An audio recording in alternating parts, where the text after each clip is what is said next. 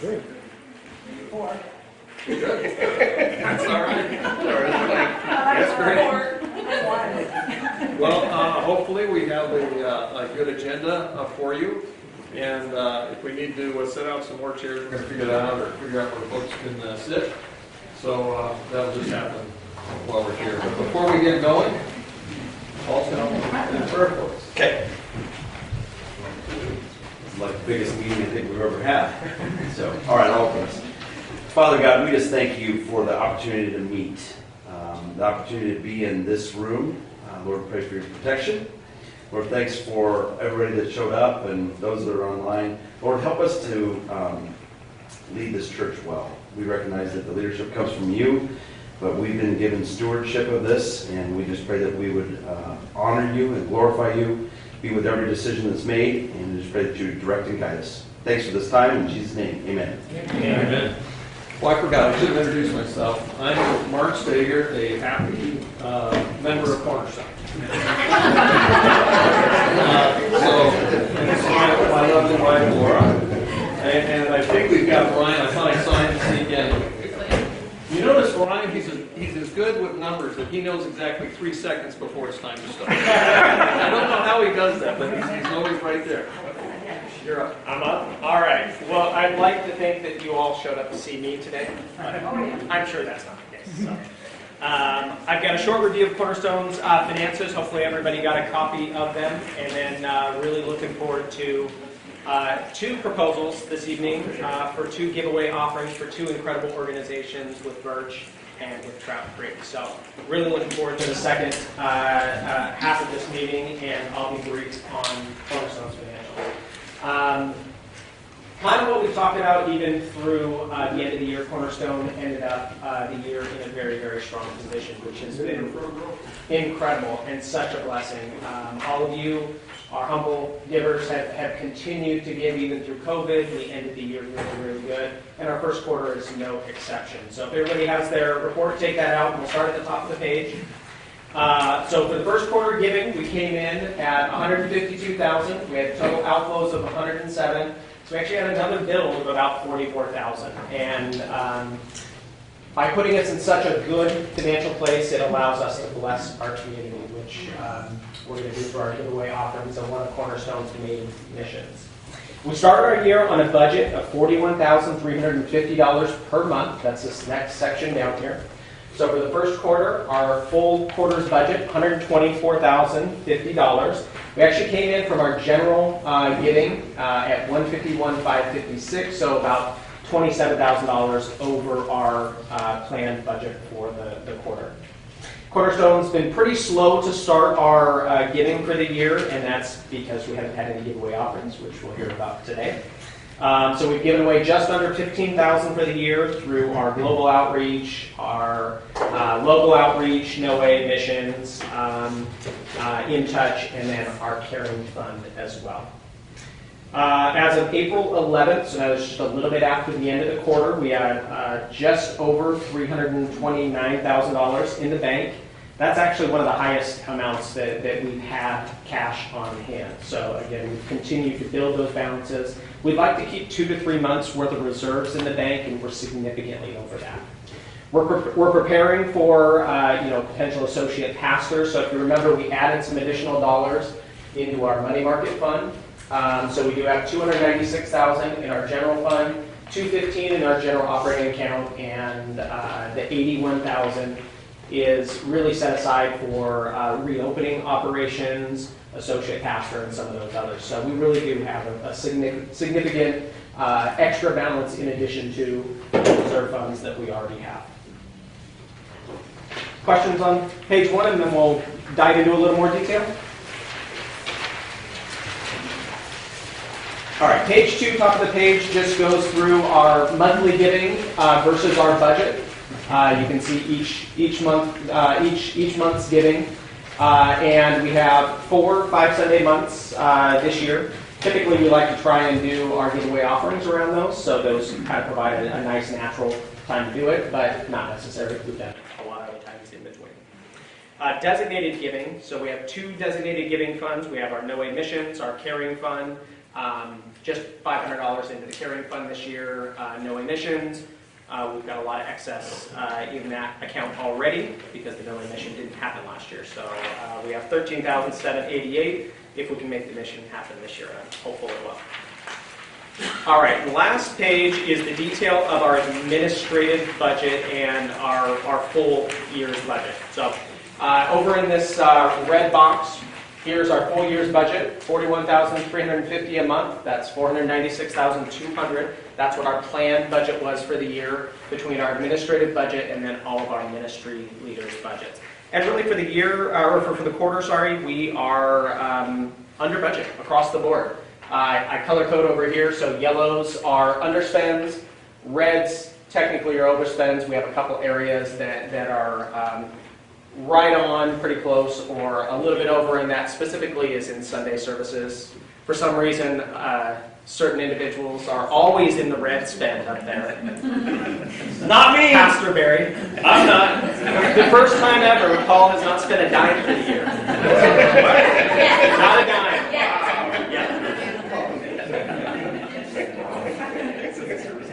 Nancy Pelosi, who did that? This is supposed to say Barry Arnold.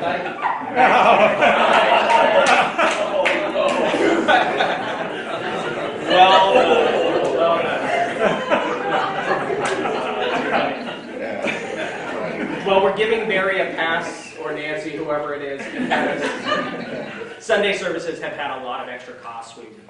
We're in a new location. What, are you mad because I always give you a hard time? I think you just saw the Nancy. So for the year, here is our actual spending. We spent $103,000. We are targeted $124,000, so we're about $21,000 under our quarterly budget. And that's for a lot of reasons. Global outreach, local outreach typically don't really ramp up their spending until later in the year, so it is kind of natural in the first quarter that we're going to have some higher build and lower budget numbers. Administrative budget, which is our largest budget item at the top, that's our salaries, our payroll, both the same thing, salary and payroll. Our insurances, our building costs and all of that. Largest budget item, and we are underspend, under budget there, so that's a pretty good thing because that's my Right, my several line. people have asked if we're paying Pleasant Home, we're paying them $400 a week. Yeah, so for those online, Barry just said we're paying Pleasant Home $400 a week, which is actually about the same we were paying the school when we were there. Lynn Tikowski has a question. When did Nancy Pelosi join Cornerstone? That is a great question that I'll defer to the elder staff.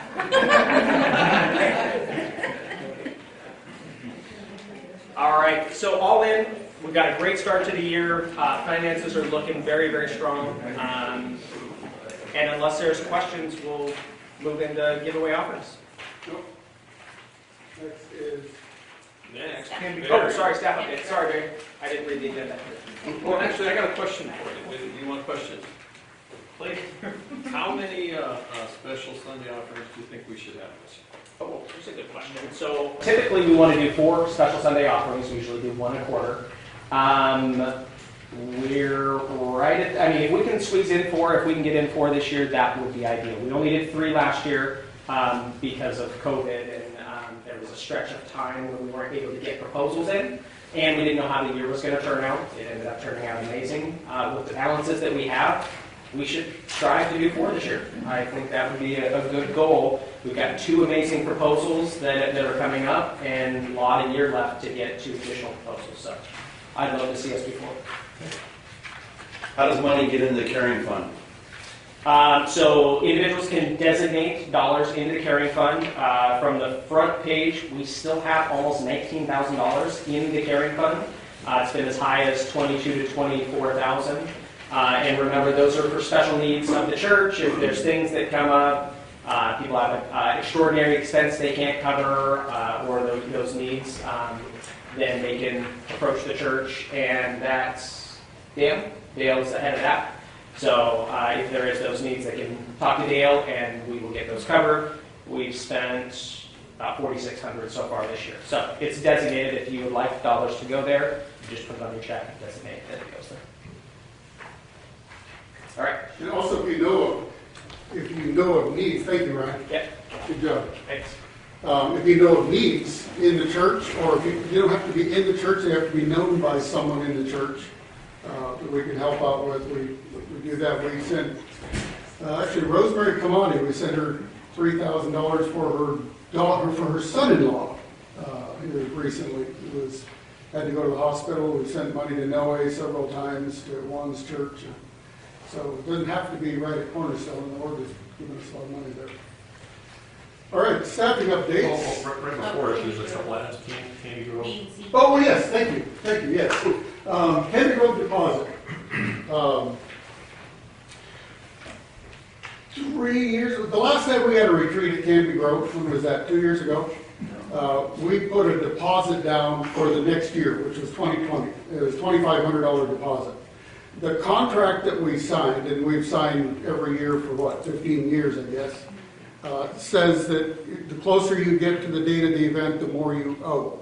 And we were a little nervous last year because we got close to the event, and they could have held our feet to the fire for like $17,000. But they didn't, because they knew they really couldn't produce the product either, because everything was shut down with COVID.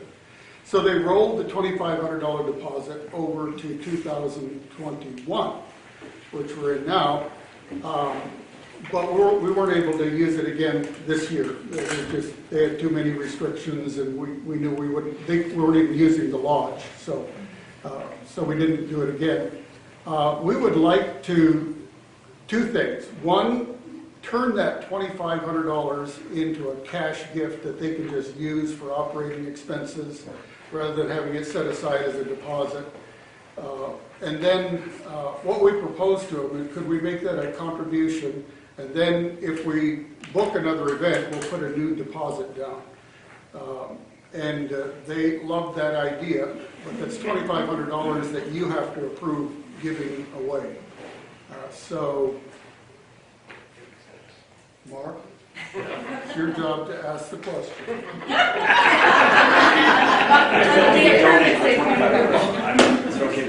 Would it be okay to donate the $2,500? Oh, so before we get there, I'm going to try to explain how Cornerstone works on decision making on some of the money matters. What we try to do is get to consensus. So that means you get to participate in the decision. And hopefully everybody kind of agrees, and if not, maybe some folks were willing to concede to the group. So that's the thought of consensus. So again, should we give away that $2,500 that we'd already lost in the first place?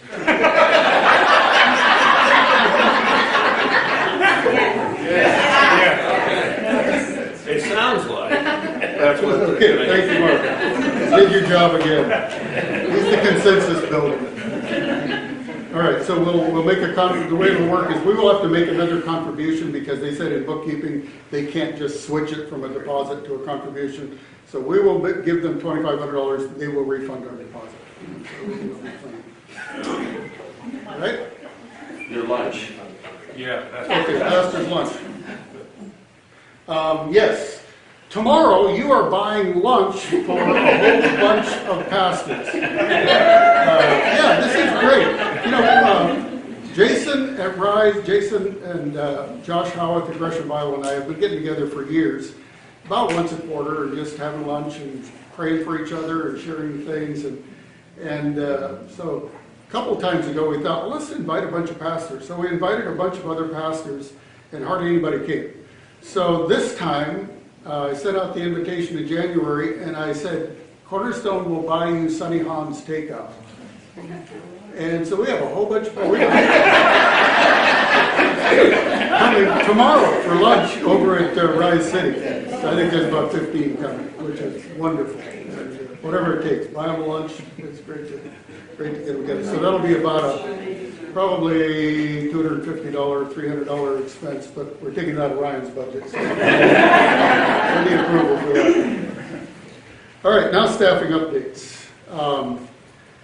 Couple things. One is, I just went blank on one. I had three things. One is, doesn't make me happy to announce, for those of you who don't know, that Andrew Dietrich is leaving. It's totally his choice. He just felt like got too many pressures on him right now, and it's been a really tough year for him, COVID-wise and emotionally, and he quite frankly doesn't know what he's going to, doesn't know what he's going to be doing, other than trying to stay in school.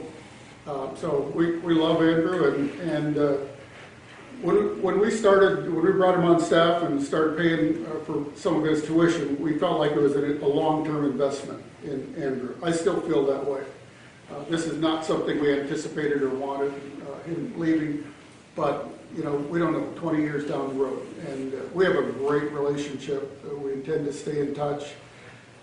And he's got some deep friendships. He's been teaching some music lessons here. He'll continue doing that.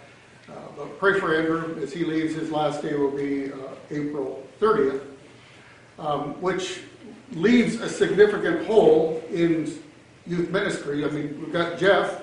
It works very hard. And I'll tell you, I'm going to just brag on Jeff for a minute. Jeff is an amazing guy. He connects with the students, especially the guys, at a very deep level. And he's a whole lot more than just a game leader. He really, really is a valuable guy.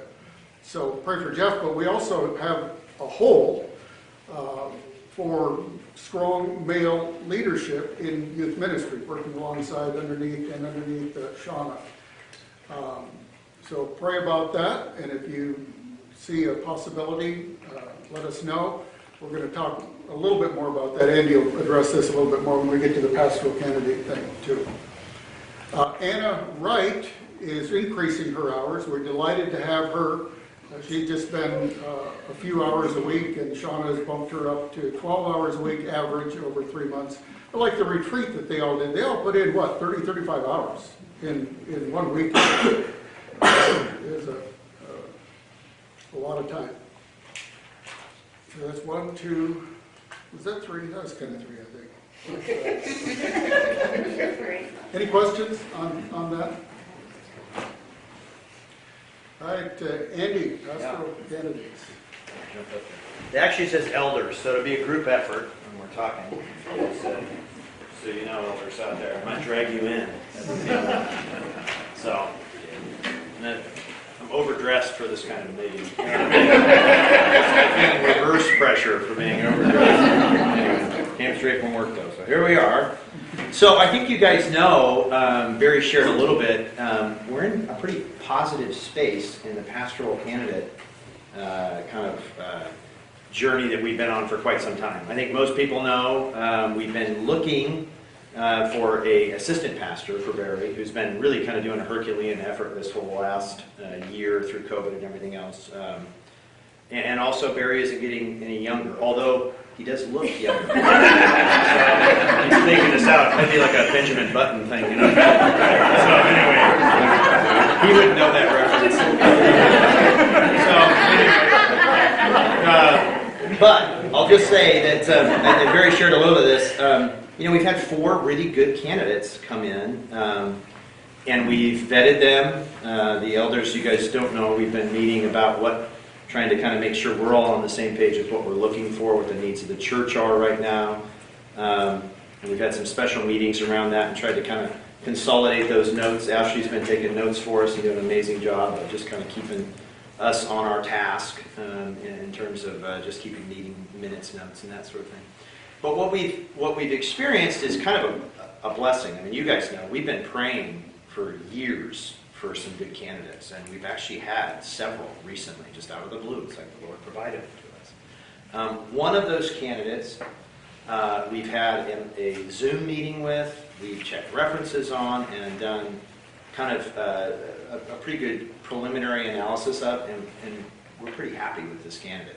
Happy enough, I think we're hard graders. We're trying to find the right person. But happy enough that we want to bring this person out here, and we are going to bring this person out here. And I think they're going to be out here the week of the 23rd. This person is originally from Gresham, currently pastoring in Illinois, and is very much open to coming home. Yeah.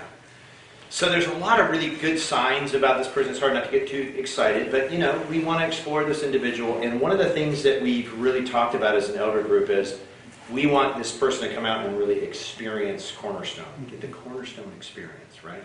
So we will probably create some fake Bible study meetings that might extend. There will probably be. What's a fake Bible? Well, I guess what I'm saying is, Bible study was supposed to end. It might somehow be a little longer. The men's Bible study. There might be a youth event that kind of comes out of the blue. You know, so the youth will be excited. They get an extra event. But the reason behind that is we really want this person to get to know all of Cornerstone, and we want all of you guys to get to know them. So we're going to have a feedback process in that, and we'll probably have some meetings with this person with different folks, and we really want to just kind of make sure that is a good fit for both of us. And as Barry said, originally from Gresham, leading a church in Illinois. Married, got 3 little Yeah. girls. Oldest So- is 5. We're sensitive about him. We're not going to share names or anything like that. But I guess what I'm trying to say is you know, we're in a good spot. We really are excited about getting to know this person a little bit better. And more importantly, we're excited for you guys now to get to know them a little bit better. This is the first candidate out of those 4 that we're actually pushing forward into this position. So obviously, the elders are feeling pretty good right now. But we're sensitive to the fact that we don't want to create a bad fit for them, and we don't want to create a bad fit for us. And so we're going to just prayerfully go through that process, and we just encourage all of you to be praying about this process. And I know that you have been, and I think that God really has answered us. I mean, we have a lot to be thankful for in the fact that we've had some good candidates come in. And as you guys know, over the years, that hasn't always been the case. It's difficult to find somebody to lead a church like this that has an interest, that has a desire, has the right level of experience, and those types of things. So we're in a pretty good spot. This is, I mean, nobody's written this I'm getting feedback. No one's written this playbook before. Nobody's, you know, there's not a rule book on how to make this work. But I'm curious, as anyone that comes on is going to have different strengths and weaknesses than the guy we have. What's the process of, and so different people will have to be around him. Do you talk about adding different elders, or what's that look like when, is that 6-month period when he's on or both guys are on? It's a really good question, Brian, and I think that we are thinking about that. You know, at some point, a new leader kind of establishes different relationships and kind of goes into a different realm. And I think all of us as elders, we've always, I think I could say this for all of us, we've always ever thought that, you know, we'll serve at, you know, at the you know, what's best for our community, right? And I think there will be a transition process, and we're trying to go into that eyes wide open, guys. I guess what I'm saying. Nobody thinks this is going to be just a slam dunk, easy deal, right? I really do think that Barry is relishing the challenge. You know, I mean, and I think you've mentioned this from the pulpit, but I think as an elder group, you know, the Lord calls us to hard tasks like this sometimes, and I think that, you know, it's up to us to rise to the occasion that we can. And I think that we're in a good position to do that. But there's going to be difficulty, I think. You know, generally, some people choose different churches after something like this, to be quite honest. Sometimes there's changes in eldership, you know, which is natural. You know, those types of things occur with the leadership change. But the way we're kind of proposing it, this kind of year-long, 6 months on, 6 months in a system, I mean, that's kind of what we're targeting. It might not be completely there. But that's what we're kind of thinking will be the best transition process that, you know, we in our collective wisdom can think up with Barry's skill sets and the individual. And so that's just something we've been learning through. So we're excited right now. We're in a good stage right now with a like Mark pointed out, a qualified you know, pastor that meets our kind of resume for that pastor. We've been over our lead pastor and our assistant pastor roles recently to kind of try to analyze where we're at now and what we need right now. One of the things that Barry alluded to real briefly, you know, right now we have a real strong leadership in the youth with Shauna and her team, but it would be good to have some regular male presence there, and so that might be a fit for this individual. Maybe not another candidate, but this particular candidate, that might fit that role. And so we're trying to analyze different roles where they can kind of plug in and maybe add something to what we're currently doing too. So. I want to make sure, are you looking at him to do lead pastor and youth ministry? We're looking at him to, I mean, currently, right now, which you guys might not know, is Barry is going to both youth ministries and several of the elders as well. And that's, I don't think that's doable long term, But to be honest, John, if I'm this pastor coming in and I'm investing a bit of time in the youth, not being our youth pastor, we have a youth director, but investing in the youth, that is the future for a 31-year-old pastor. You know what I'm saying? And so we've always said, there's no job that should be beneath any of us in leadership at Cornerstone, right? And so from our perspective, that's a hole right now, and so we'd like him to see where he can. Especially initially, and we've talked to him about that, and he's open to that. Yeah, and I'm not so concerned that way it's a lower thing. Yeah. I've been in that role where you're doing everything and you get burned out real fast. That's my concern. Yeah. Yeah, it's a valid concern. I think we'll kind of, again, back to this 30, 60, and 90, we're probably going to learn some things in terms of where they fit in. When we asked him, would you be open to working with the youth, he actually said, well, I've definitely done that job before, pretty enthusiastically. So, and he's done it well, which is, not everybody has been a youth pastor. So, anyway, those are some things. Yep. So when the candidate and the family come out, I'm assuming it'll be, they'll know what they're coming in. I mean, we'll probably, I picture like a sitcom when a new boyfriend, girlfriend, and the family just kind of... Kind of like a dating relationship. It'll be understood that we're going to get to know each other, and it might feel overwhelming, or does Cornerstone need to be more careful? Well,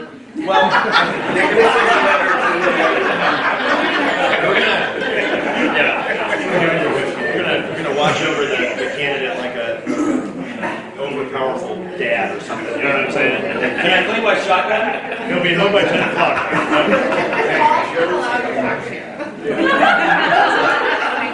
That's right. We'll keep following short. So no, I think valid. Again, coming back to this, he's done this before. So there's some thoughts there, which is good. And I think from us, we're going to try to make it so that obviously they have some time to visit family and everything else while they're in town. So I have another topic I think we want to introduce, which I'll move on to, which is Sunday services looking ahead. So we as elders have recognized that 2 o'clock's not the greatest moment. I don't know if anybody else has felt that way. And I'll just say this, I'll start with this. You know what? We are so thankful for where we are right now, right? I mean, we have had a journey this last year. And so we're thankful for what we have, and we don't want to lose sight of what we actually have right now, which is actually a pretty good thing. But we're thinking into the future. We're looking at space and capacity and times to meet at a regular hour. And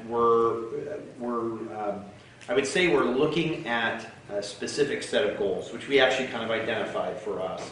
And I'll share some of those goals, which is really that we have a level of autonomy in a future state. Whenever we go on to this next setting, we want to try to be able to decide if we're going to have church on Sunday and not have somebody decide it for us. We've been in that boat now. That's pretty rough, right? So we are looking at more broadly than we've ever looked before. Right now, we don't see a way to Powell Valley anytime soon. I don't know if some of you guys know, superintendent's changed. There'll probably be some leadership issues there. There's a pretty hotly contested school board right now. I mean, there's a lot of different things and elements that just we're just thinking going, it may not be, anytime soon that we return to Powell Valley. And because of that, we just want to be cognizant of what is out there. And so we're kind of looking and kind of casting a more broad net in terms of a meeting location.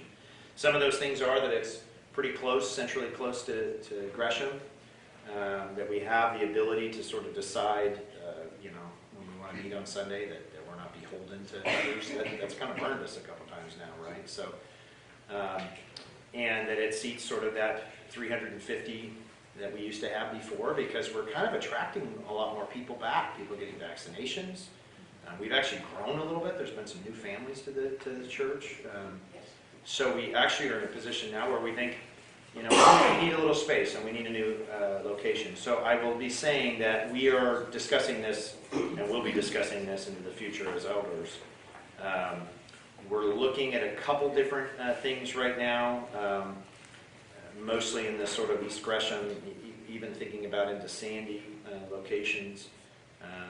We're kind of open to commercial places like we've never been before, which is a little bit different in terms of what we've always done at Cornerstone, right? We've always been in that school location. realistically, we don't know if we're going to be able to do that. So, that might be a change. We don't have any leads right now. Well, I'll say this. We have some leads, and we're actually exploring a few things. I don't know if we want to share some of those things that we've discussed, but we haven't really landed on anything yet. But I'll say this, that it's not a bad time to look for a venue for a church our size. And I just want to open that up to the group a little bit in the sense that we're looking for a place to meet. So if you guys are aware of something, you'd be happy to share that with the elders, and we'd love to discuss some of those options. We would never pray that another church dies. Yeah. But if it is a dead church, it's a building. Yeah, we'll take that. Yeah. Which, I'm glad he said it, because doesn't that sound like a DNA switch a little bit for Cornerstone, right? Yeah. We've never really talked about that building thing before. What we're saying is, we'd be open to that. Our hearts have kind of changed on that a little bit, and I think just the Lord has changed kind of the dynamic. Lindsay, did you have something? Well, so you said 2 p.m. is like a terrible time to meet. Some Yes, people like it is. to- Yes. I gotta get- You said no. Great. I love it. Okay, I've heard from Love it. so many people that 2 p.m. has been really great for them. How many of you know 2 p.m.? All right, let's get a 2 p.m. straight. Who wants 2 p.m.? Who wants 2 p.m.? All of the people in my women's Bible study, all of us. I feel like we should do a poll or something to We just did.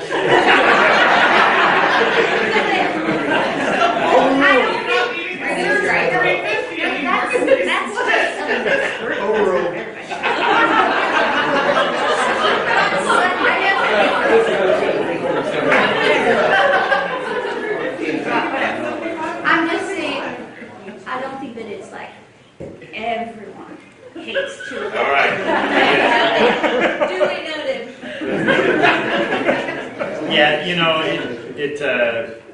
Yeah, so we're looking at that type of a thing, and I just wanted to put that out there to everybody that we would be open to a building at some point. So. I've heard there's possibly work going to be done on the sanctuary there at Pleasant Home. What's their timeline and what's the plan for summer? Do you know? You go ahead. Yeah, go ahead. Yeah, actually, I talked to Mike on Sunday, Mike Johnson's the pastor, and they're not sure what work they're going to be doing now. But they wanted to convert the balcony or mask area back to a balcony, or not back, but to a balcony. They found out from engineers it cannot be done. It cannot hold 30, 200-pounders. So they're not going to do that. They also wanted to, it's possible they could still move the baptistry into the stage and open the stage a bit, but again, the engineers say those are load-bearing walls where those walls come in, and it's very difficult to change, and so they may not be doing much of anything in terms of. So, but they still are planning on going outside Father's Day, and they want to use our tents, so they're going to be using our tents, and so it's a possibility that we could go to a morning. In fact, Mike said, Sunday, let's get together, let's talk, let's figure out how to make this thing work. Because they would do just one service outside. So, 6 a.m., would that be okay? Apparently, I'm outvoted. I attend this church, and I will attend this church when it happens. That's good. All right. Well, what questions do you have on that, or anything, or any elders? Any add, Walter, Matt, or Mark, if you think of anything we want to add to that. Are we talking about staying outside? Like if they're, is that Summer something? I mean, it was really awesome last summer. We've talked about that. But 2 o'clock in the afternoon, that might be rough. Sorry, I love to, but that Yeah. might be like awful if you're. One of the things about the gracious knolls in the back there that we destroyed their lawn, although we did help put it back together sort of, last year was, their wedding venues weren't happening, obviously, in height of COVID, and now they are. So it's going to be a little bit more difficult for that type of experience. But, in the past, we've always usually done a couple picnics. We'll probably do that. Yeah, But we're gonna do some picnics. the long-term situation might be a little bit more difficult in terms of the outdoor venue. You know what I mean? Yeah. But we have some great tents, and Paul can always get a group, They're wearing out, so we Yeah. might have to charge They- $400 they a may be- weekend to use Yeah, it. they may be. Good investment. So, yeah. Are we looking to like lease or buy or rent or any of the above? Or? I want to say that if we had any offer that fit, we might. We'd look at it, Kathy. I don't know that we're as. Buying at this point. In my mind, we haven't really talked about that, but we'd want to see kind of what we're, looking for, what the options were. One of the, I'll just show you, Yeah. one of the difficulties for me is I don't plan on being the pastor long-term, and I know I'm a short-timer, and I just know I can name you 4 churches within 50 miles where the lead pastor made a huge commitment to a building program, which included huge debt, and then left and brought in somebody else who's going, Yeah. I would never have agreed to that, and now we're hogtied by this debt or something or other, and so we want to be really careful, and I've talked to, I won't say his name, the candidate, about this, and just said, so if we could find someplace, obviously if somebody wanted to gift us a building that was in decent shape, fine, but I can tell you, I'm not going to commit us to $5 million in debt, and then go retire and give that to somebody else with, $30,000 a month payments. That's not going to happen. Yeah, we're really cognizant of the fact, and back to Brian's question earlier, we were talking about candidates. A new leader might have kind of a different vision for things too, and we want to kind of accommodate that as much as possible as well. So hamstringing somebody with a giant piece of debt before, not a good thing. So, all right, well, are all hearts clear? Like they said. Well, any questions that come up, any questions online, you can always reach out to the elders with specific questions. Be happy to answer them. And just keep in prayer with us. This is an exciting time for our church, but it's a challenging time too. So we appreciate your prayer, and that's all. Mark. Well, and thank you to the elders for taking on these challenges. Does that sound funny to the elders? Yeah, I know. Those guys. Yeah, what's kind of fun is I don't know what's going to happen. It's like, It's like watching a movie, aren't they? Okay, so now we're going to switch into the special Sunday offering proposals. And we've got 2 of them, and we're going to hear from each of them about 6 minutes of content and questions right after, and then we're going to figure out what we're going to do with those 2 as a group. Yeah, and I got to say, this has been really fun because I didn't have anything to do with either of these proposals. They were developed by you guys and the whole thing, so it's really fun. And they're both fantastic proposals.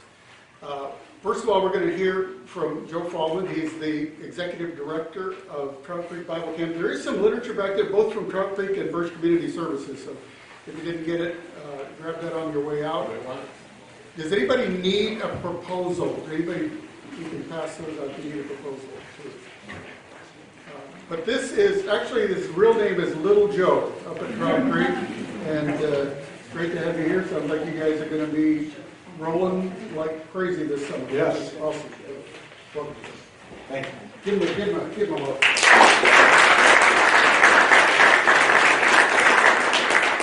Well, thank you very much for inviting me and allowing me to be here. It's an honor. I'm humbled. I love the spirit of this room. I wish my church's business meetings were like this. I have to go to those meetings. I want to come to this one. So I appreciate the humor and all of that. It's great. Just real quickly, Trout Creek's been around since 1945, so this is our 76th year. And about 45 years ago, I went there as a camper.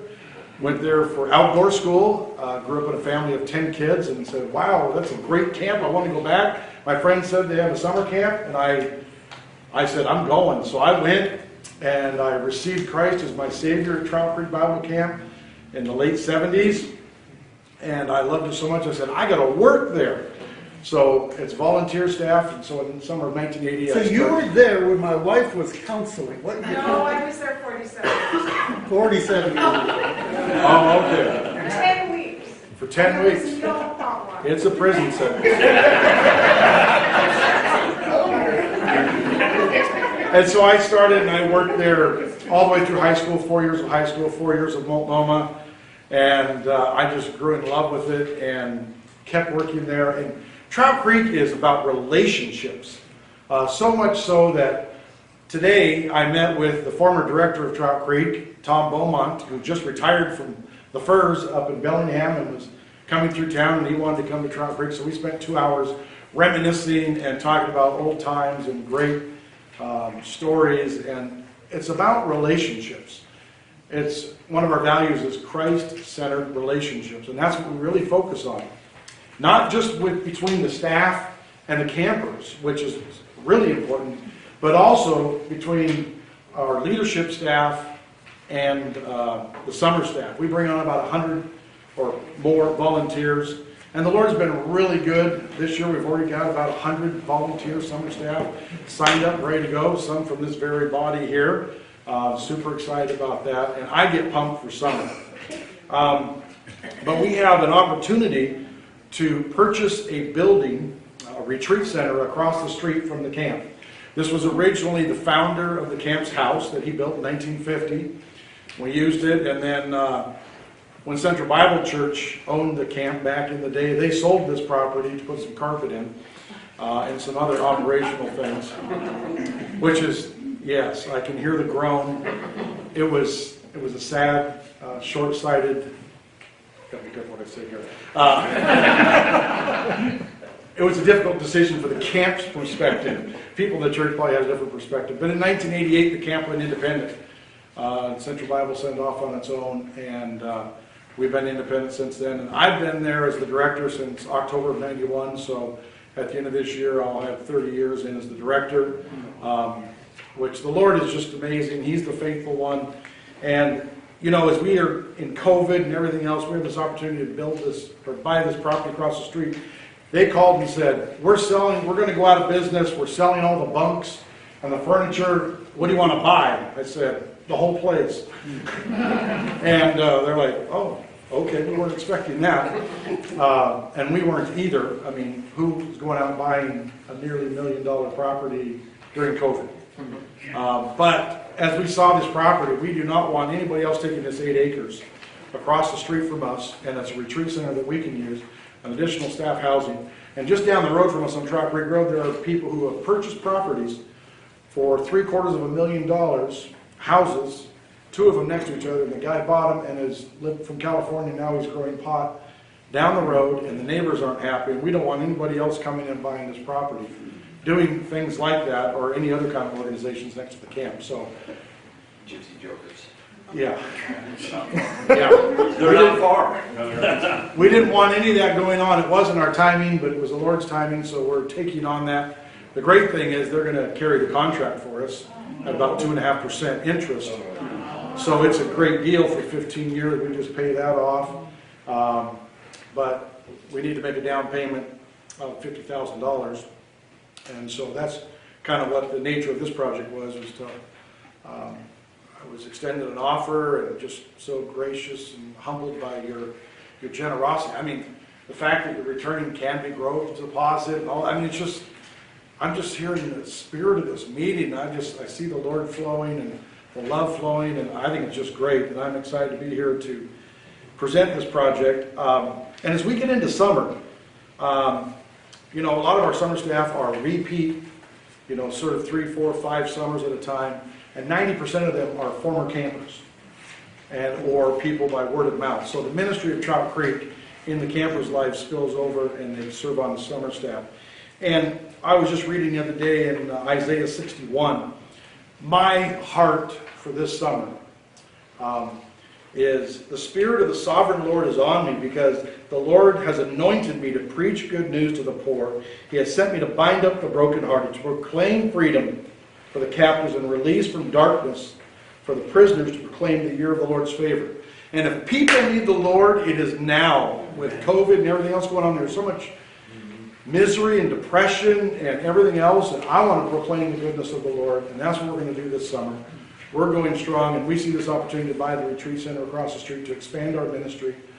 It houses people up to 44 people, and our big facility houses up to 426, and we usually take groups 50 to 200, 300, 400 in the summer, and this gives us the opportunity to minister to smaller groups, pastors' retreats, elders' retreats, and small groups, and gets it back into the family. And we're just excited for the opportunities the Lord has, not only for this facility, it is a facility, but as you guys were even mentioning, you need a place to meet, to do ministry, and we're looking forward to what the Lord is going to do in the future of Trout Creek, and I'm thankful to be a part of it, and what a blessing. Even Matt called the other day and said, can we do a work day out there? And I'm like, what? You already offered an offering, why do you want to do a work day on top of that? And I'm super blessed by even being here just to be a part of this, and thank you so much for the opportunity. I'm available for any questions you might have. Hopefully that wasn't too long. Hey, Joe, can I ask 2 quick questions? One, where'd the name Little Joe come from? And 2, what was your counselor name when you were at Trout Creek as a counselor? Okay, Little Joe came from my first year on crew. There was a guy named Joe, and he was bigger than me. So there was Big Joe and Little Joe. But now I'm bigger than he is. I don't know, he's about yay high.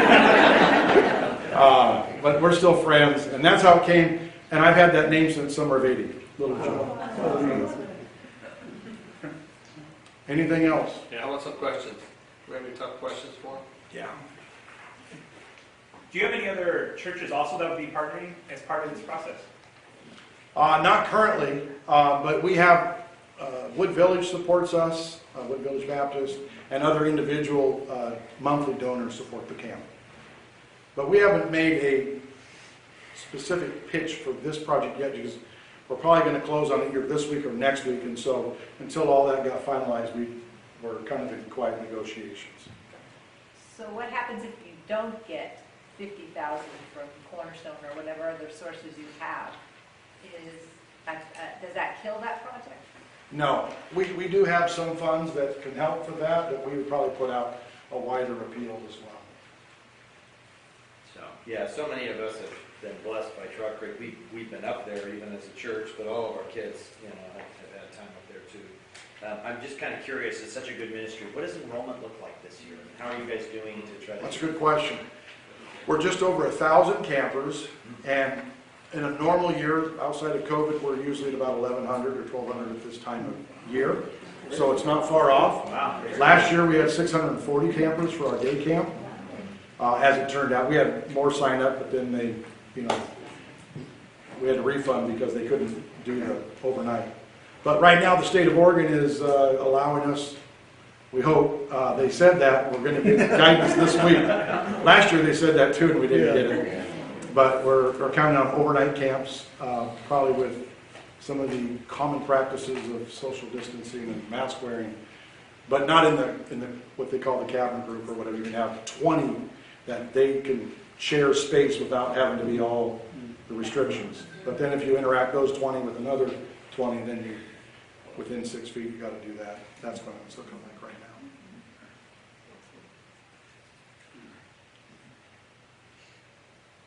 now. Good question. All right. So I think you can introduce Suzanne. Thank you very much. Thank you.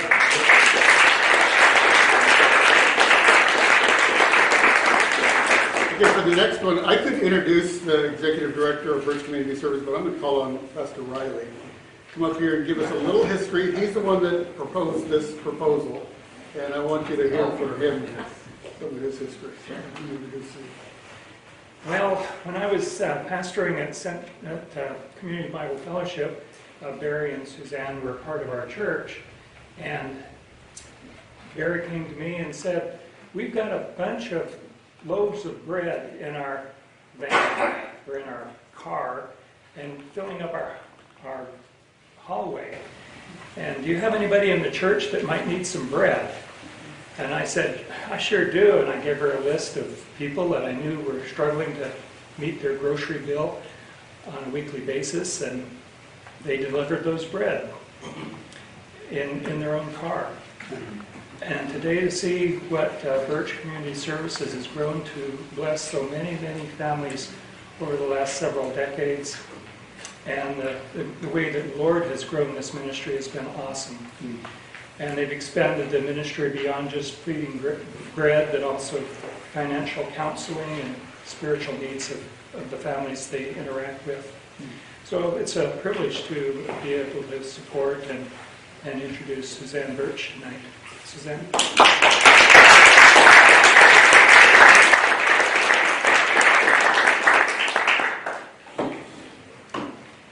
I'm going to push my 6-minute button. So it's really nice to see many of you. Barry and I belonged to Cornerstone about a dozen years ago, and loved being here, loved meeting Vicki and Barry and getting to know a lot of people.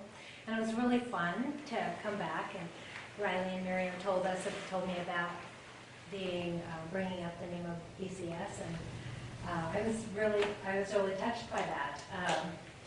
So Riley married Barry and I and many years ago, so in 1986.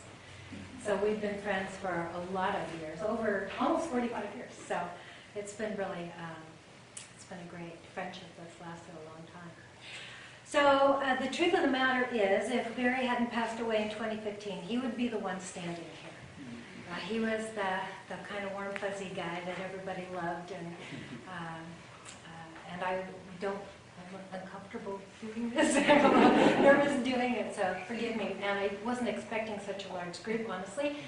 I normally wear my dog to work, and I came right from work, and I'm that person that has my dog. And she just kind of hangs in there. She's my little buffer, and she's great. And then I double-checked with Riley, and he said, oh, there'll be about 40 people. So I had to drop Bella and come alone. So, yes, we started on our front porch almost 30 years ago. And never in a million years would we have dreamed that we would be where we are now. It was primarily getting food to people who needed food because we could, and it was fun, and we had no vision. And God had the vision, and He wrote us a line of colors and said, come this way. So now, if you walked into Birch Community Services, you think, this is an amazing food program. It looks just like Costco. And it does. It looks just like Costco. But it is not. We call it the Sustainable Families Program because our goal is to help struggling families become financially sustainable. And we do that utilizing our 4 pillars. So we talk about food, education, freedom, and legacy. Food is the basis. That's the first thing people encounter when they come to BCS because people need to know they can feed their families. And they do that. They come in, they shop once a week, and 2 things immediately happen. It takes the stress off of buying food, and it enables them to build a bubble or a margin back into their budget. So let's say you spend $800 a month on food. We figure you're going to save at least half. So $400 a month. That's your bubble. That's your margin that goes back into the budget. The next step is education. So about 6 weeks in, the families get to meet with Dino Biaggi, who is our financial literacy manager. He becomes their very own personal financial advisor. He will not sell them insurance or investments. He is totally there to serve them. And he asks them, what is your family vision? What's important to you? Not just how do you spend your money, but what's important to you. And then he helps them build out that budget, utilizing that bubble towards accomplishing their financial goals and helping them make a plan that works. That education, along with our finance class, which is required with all of our families, and right now we're doing all of our Dino meetings and our finance classes via Zoom, and it works. We didn't know if it would, but it's been working great. And those things together are giving people the tools that they need to succeed. So the third step is freedom. So freedom is what happens when you take these tools And you put them to work, and you start paying off that debt, establishing those emergency accounts, bettering your relationship with your spouse, having a plan that works for you, because we're not cookie cutter people, right? Everyone needs a different plan. And so putting those things into place, planning for the future is very, I'm kind of tired of this word, but empowering, really. It allows people to really take charge of their lives. And the fourth step is legacy. So now you have these tools in your pocket, you're able to utilize them, your kids are seeing it. Now we're teaching our kids, and we have classes for that too, to learn how to manage their money and to pass that legacy on to them. That stops that cycle of living on credit cards and just getting by, but being able to plan for the freedom. Barry and I have a deep commitment to being debt-free. We still do. And I have loved that about Cornerstone. That was one of the things that drew us to Cornerstone. But yeah, it's very important. The thing about BCS is it's not a program where people just get what they give. They give $80 a month, which is a service fee, and it pays 70% of our operational costs, which is really, really cool. So they're self-investing in the organization, and it's an organization where people serve each other. So they come in, they give 2 hours a month, and they become part of the answer to every other person there. So it's a really cool cycle where people are really encouraging each other, and it's not a forever program. So when they get to that point where they're reaching their goals, and they move on and transition into their own lifestyle. So that's what BCS is about. The project we're looking at is our cooler. We took in 13 million pounds of product last year, and we're running out of space to distribute it. And so we're looking at expanding our cooler. Right now we have the walls, and someone gave us the stuff that goes around the walls. Has no ceiling, just has the walls. So we have lots of stuff in there, but How many square feet do you have in warehouse feet now? it's 22,500 right now. Yeah, and we are packed to the gills. And is this cooler going to be part of that, or is it extra? It's an extension. Now, I see we've had some previous participants here tonight, and they probably shopped in that cooler, and so it could get pretty tight in there sometimes. So it's double that now. It will be double that. So, and that's, I don't know, I'm not great at square feet, but I think it'll be close to 6,000 square feet. Jim wants to know if you have any room for bare-rooted trees in there.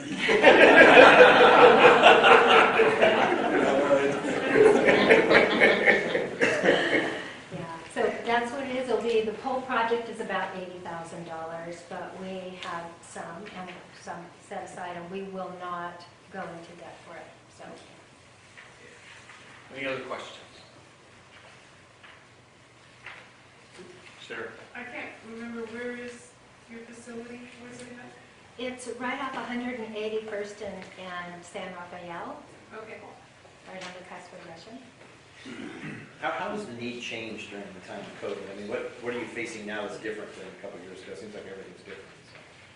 That's a great question. Yeah, the need is different. What we're finding is, yes, we're still getting applicants. Right now we have about 600 active families. The cool thing is that people transition on.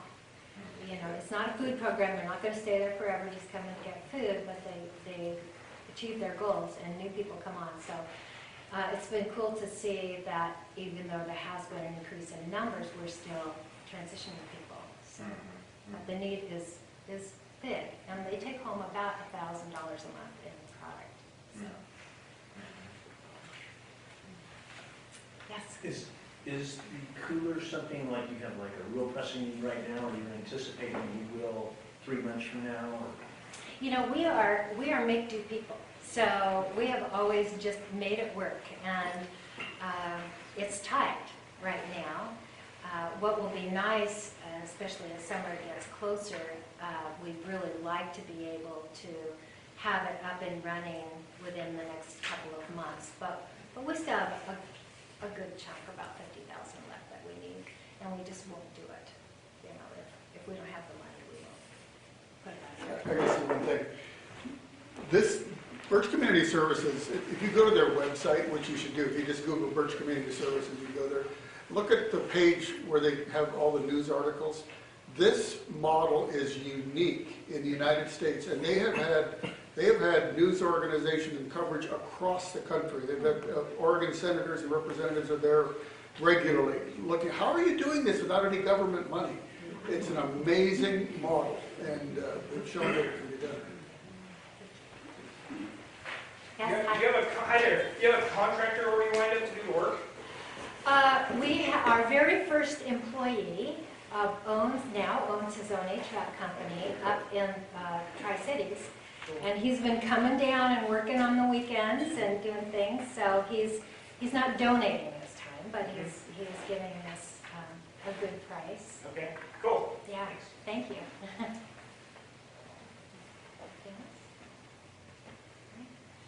Great. Thank you.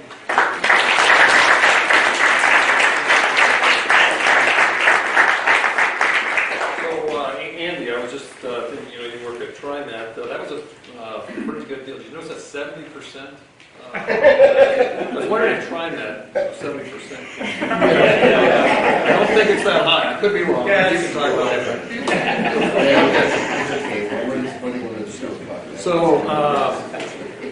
So actually, little Joe and Suzanne, they're going to stay here during this process. Barry kind of wants them to witness all this. And at first I'm thinking, well, no, it's easier to talk about them when they're not here. But these are big guys and girls, so I encourage you to ask the tough questions and have the open and honest, truth and grace kind of thing tonight. So now we have 2 offerings, and it seems to me both of them are not too bad. They're pretty good. So we've done different things in the past. You can do both at once. You can do one now, one later. Lots of different options. There's some drawbacks, though, to each option. So, for instance, if you do one now, one later, the odds are that each group gets more. Instead of you doing both now, you get less. Is the need now? Is the need later? Something to think about. Yes, Sherry. We always want to know when's the next special offering. Well, given our finances, I was just thinking about this driving over here. We actually haven't set the date, but we know that the first Sunday of the month is the best Sunday. So I'd like to have this offering or these offerings on the first Sunday of the month, because we have more money than we need right now. We need to give some money away. How much can we give? That's the question we have. No, seriously, I'm like, no, here's one thing. That's right. That's right. This is my numbers. I don't do numbers. So I see 44,000. Could we, take a chunk of that and say, whatever we get, we want to add 30 grand to it or something? Or Yeah. So what we want to keep, we want to keep 2 to 3 months worth of reserves. So if we have 43,250 is what our budget is for the year. We're significantly over that. The 80,000 we have in money market fund, kind of want to keep that reserved just in case we have associate pass-through costs or costs associated with reopening, right? So I think our 215,000, let me do some quick math. What do we want to keep? 86,000. So there's kind of our extra, 86 to 120. So let's say we keep 120 minus our 215. We got about 95,000 in extra funds that I think we easily could give away and not feel like we're burdening the church. And that's in addition to whatever we raise in a proposal. And just to keep that in mind, that's she's where I'm going to hurt myself. Keep in mind that what I heard up above here with the pastoral candidates, that's kind of in the background too. So just keep that in mind with your discussions. Paul. I have lots of questions. So, first of all, we're looking for 4 offering giveaways for the year, right? And if I'm not mistaken, we're already in Q2 and we haven't given anything away. So there's a part of me that feels like we could vote and have 2 candidates, 2 giveaways right now. Yeah, although what we're doing is pretty normal. We usually wait the end of the year Usually by the time we get to August, we've only done 2. But we also don't always have this pressing of a need, is what I hear. I mean, both of these needs seem pretty pressing, and they're both very good ones. So, okay, what is our normal giveaway offering? Typically, a good giveaway offering comes in about 30,000. That's a pretty good one. 25 to 30. So I mean, it's varied though. They've come in as low as 15, and they've come in as high as what we did Rise, which was 45,000. So there's been a varying. Now, we've also, as a church body, decided to add some of our general operating funds if there's a need. Let's say we have a $50,000 need. We've raised 30. We in the past had added 20,000 of our own funds to make up that difference. So we have a potential of how much that we could give away? Did you say you did some math for 90? Yeah, I think we could easily give. Well, I'm not going there. Hold on. I mean, I'm just sitting there thinking if we have 2 potentially. I mean, I want to hit the low side, but then every time we do this, guys, we give them the moon. So why not talk about the moon first? So why not hit 50 grand to each one? We're going to have a $30,000 offering, Lord willing, and then that leaves 20 out of our budget. 20 out of the budget plus another 50, so that's 70 of the 90. Okay, so that's one idea. We've got Lynn Tukowski. Tracy Katz. Oh, Tracy Tracy Katz. Katz from home saying, I would love to see a full offering for Trout Creek Bible Camp right now, with the church donating the difference to get Trout Creek Bible Camp up to as close as we can to the $50,000. And do that. Oh, and then in June, do Birch Community Services. Okay. That's another idea. Yes, Sherry. That was my question. I was looking at the calendar. The next one is August. That's the next 5 Sundays. Yeah, Next Friday, Sunday is in August. There's one thing, I think I know a little bit of finances of both organizations. Neither organization is on the ropes financially, and so if we were to commit an amount of money and say it's not going to be there for the next 4 months, they could still go ahead based on that. Yeah. That was my proposal, was that we picked one for May, and then we picked one for fall, that's the job. One with this, one now, one 3 months from now. That's my thinking. Well, and do we need to wait all the way to August? Because weren't we going to try to fit 4 in this year? Yeah. We don't have to. It's nice to do it, but we don't have to. Yeah, if we did one the first Sunday in May and did one the first Sunday in July, or something like that would be fine. I do kind of like splitting them and having some time in between, just because we can add to it, right? And so you might not add as much to 2 at the same time as you might a couple months. People get a little bit more money put together. Yeah. And they add a little more, right? It's a participation of the church, Right. instead of just the admin team writes a check. Yeah. How does Barry Arnold feel about keeping money in the bank?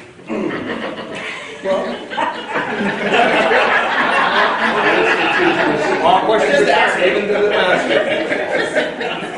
He usually writes checks and gives it away. You don't answer it.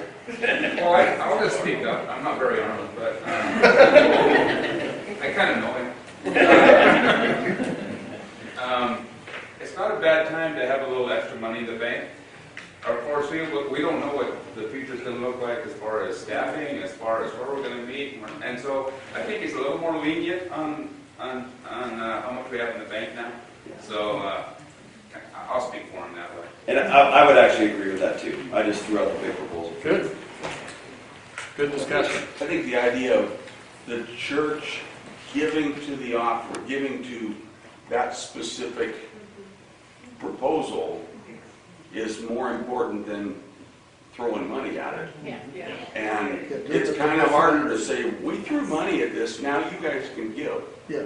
Yeah. That's not really, Well, it's a little deceptive. What we would do, I mean, like we always do, leading up to the offering, we would do publicity at church and, because we want us all to be stretched as givers. We don't just want to give away money. We want to develop this give and give. Good. Yes. What about if we were to do matching what the church raises, like up to 50,000? Would that be less of the just giving away money piece if it was we match it? That's another offer, that's another option, is matching. That's where, yeah, the church gives some, and then out of the general fund, we match that and give it.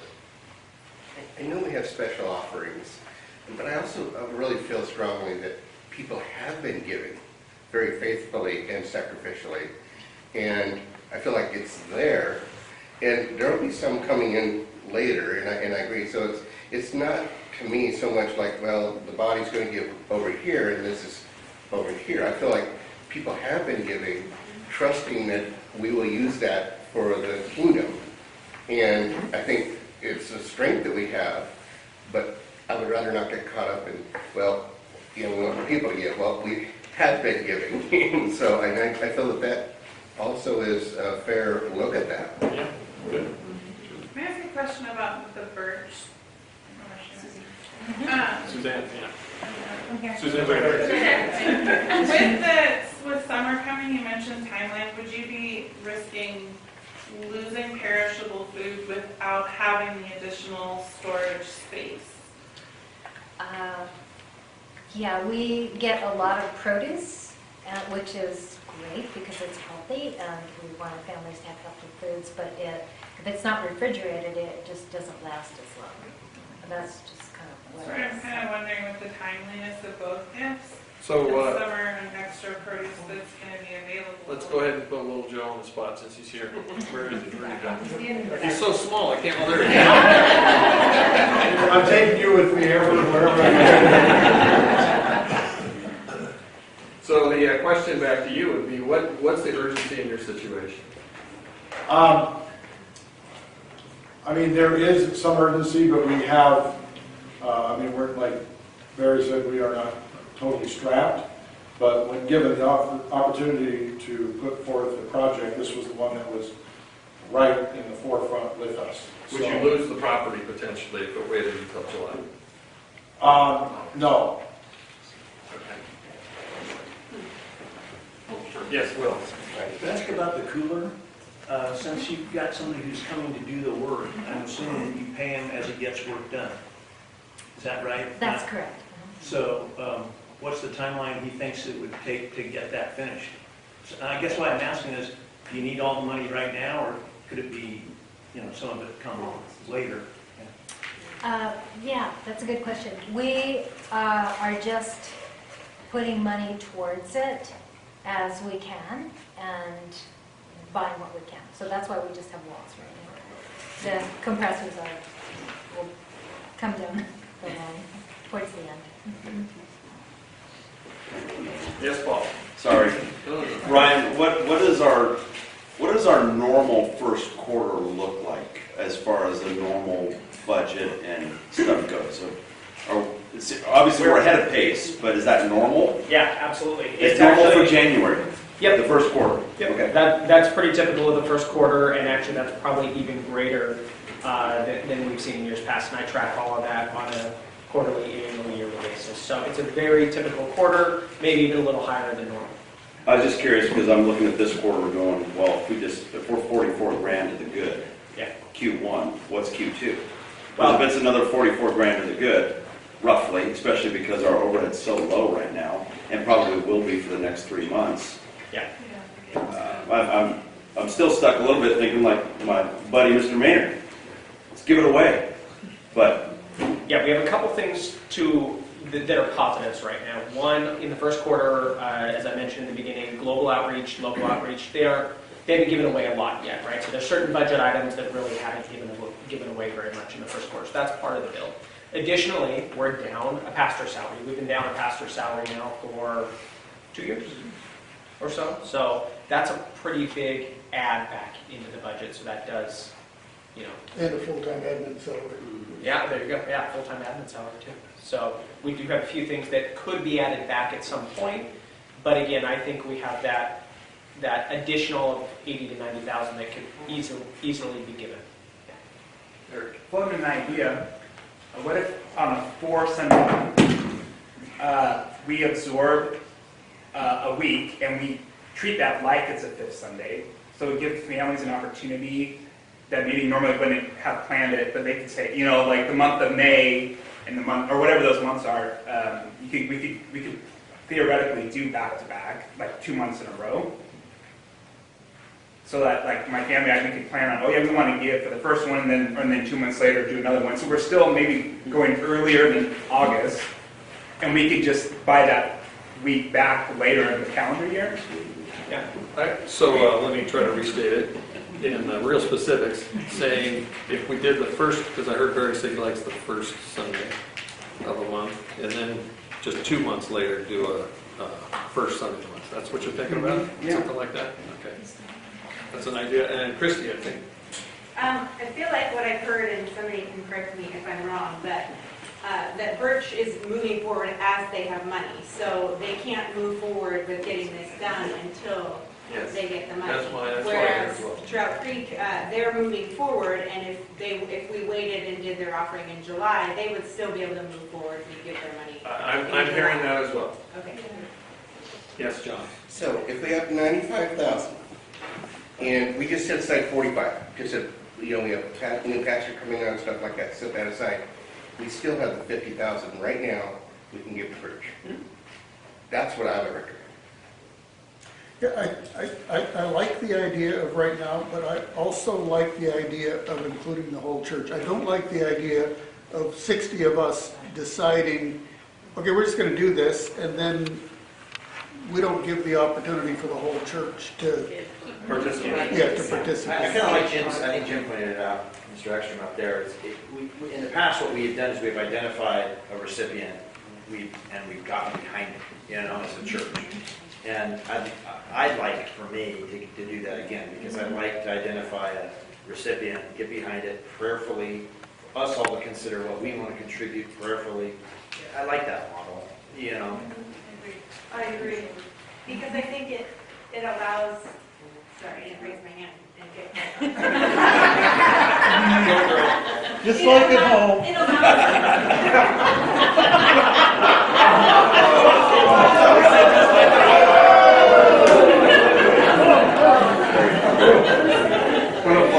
Okay, go ahead and finish your thought.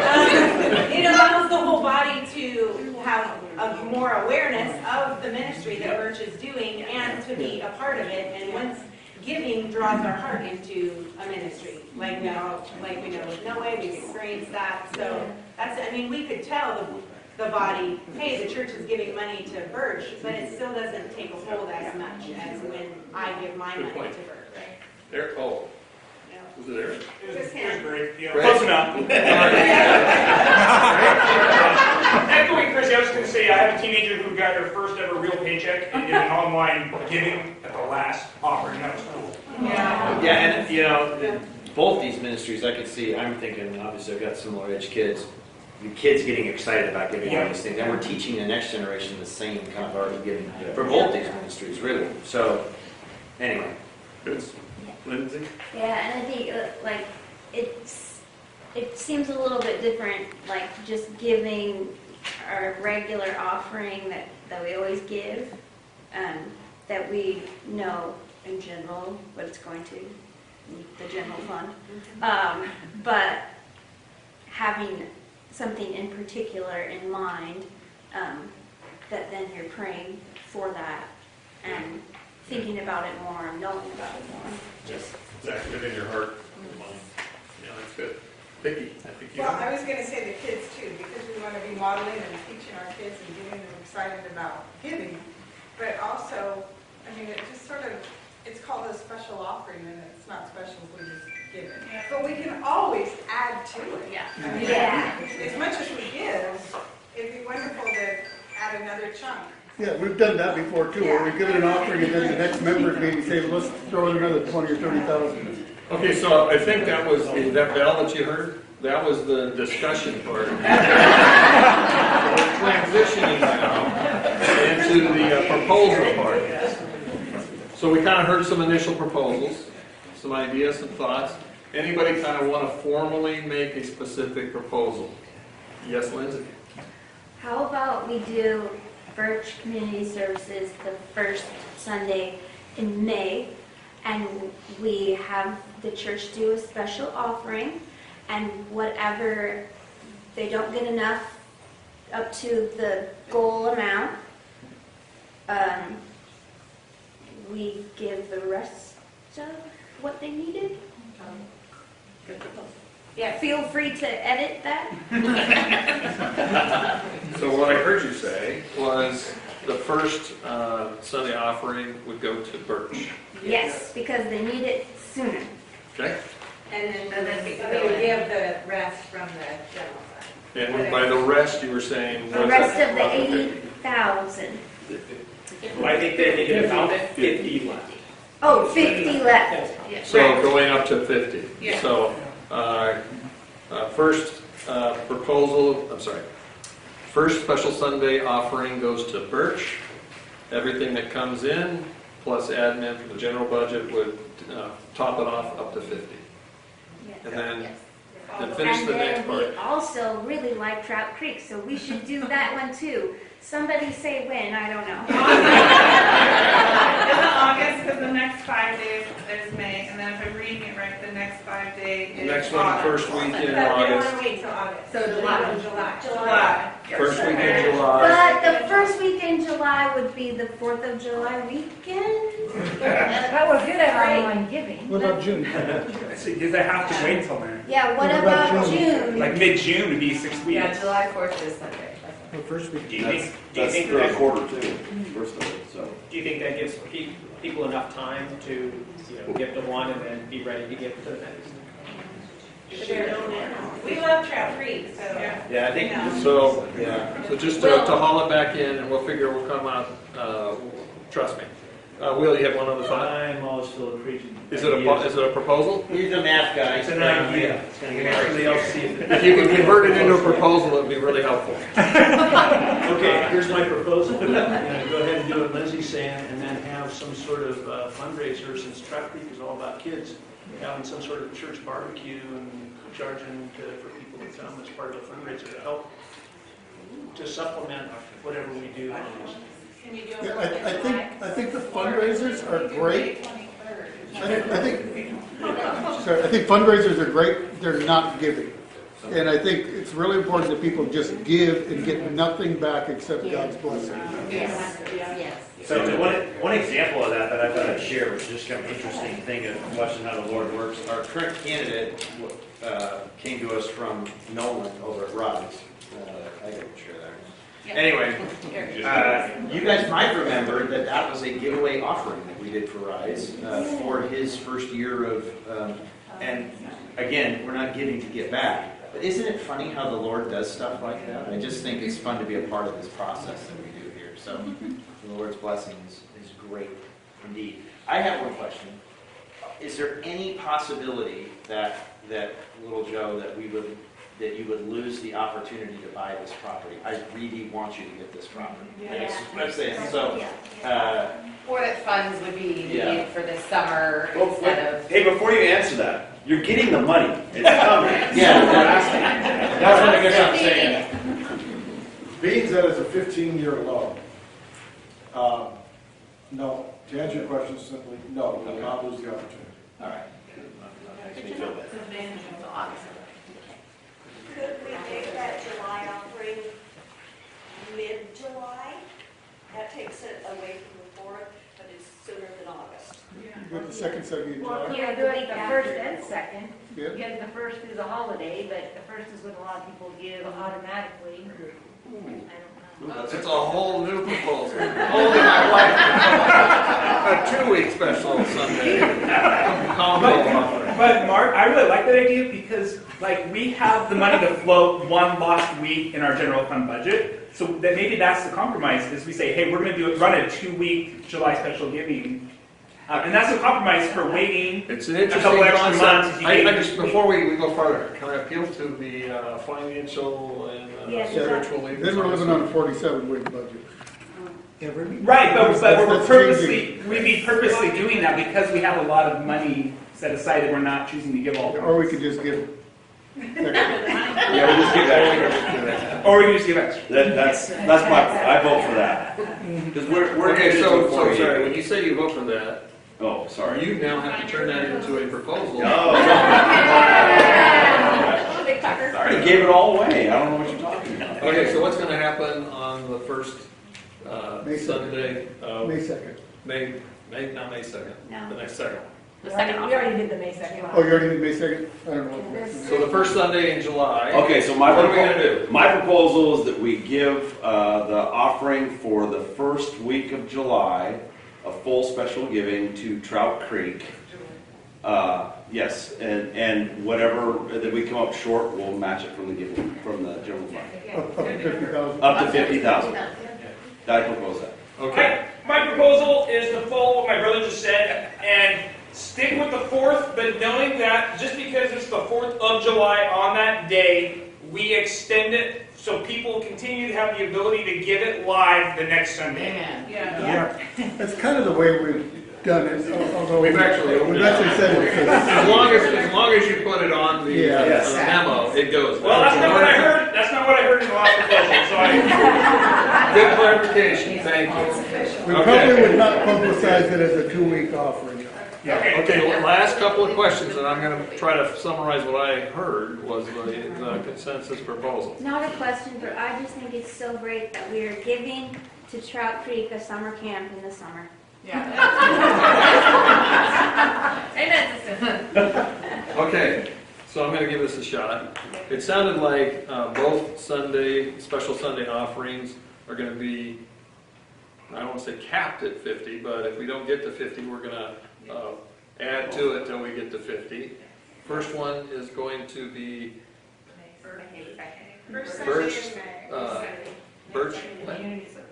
Birch Community Services, and that's going to happen on the 5th? I think it's 2nd of May, and then on July, the first Sunday, 4th, Trout Creek, going to do the same. through the week. And we have And the way the process was going to work in both cases is It's true, but he wants it written down. that you can write it on the memo of a check, or you can designate it. It will be open to be designated. Where's Angie?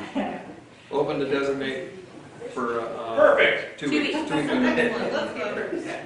Okay. Now Now we're voting.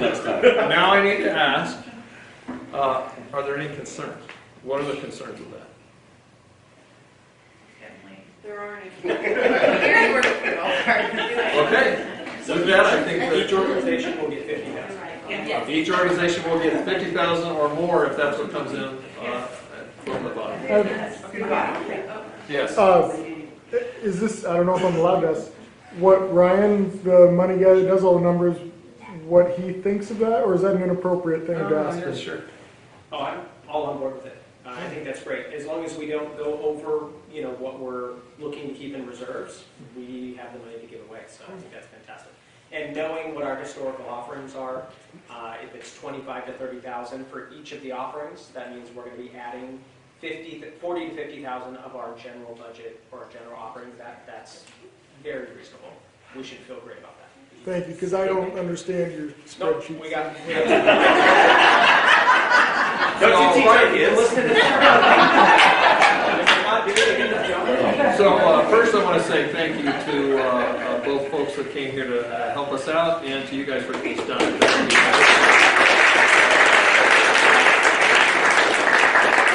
Thank you all for hanging in there, unless there's an issue that you want to bring up.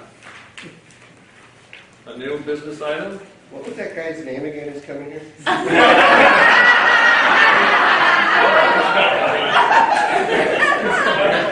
Mark doesn't know.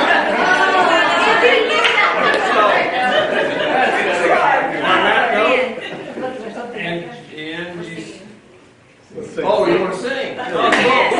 Who's leading? Bring it up. Praise God from whom all blessings flow. Praise Him, all creatures here below. Praise Him above, ye heavenly hosts. Praise Father, Son, and Holy Ghost. Amen. coming. Sorry that it was so long. Have a good one.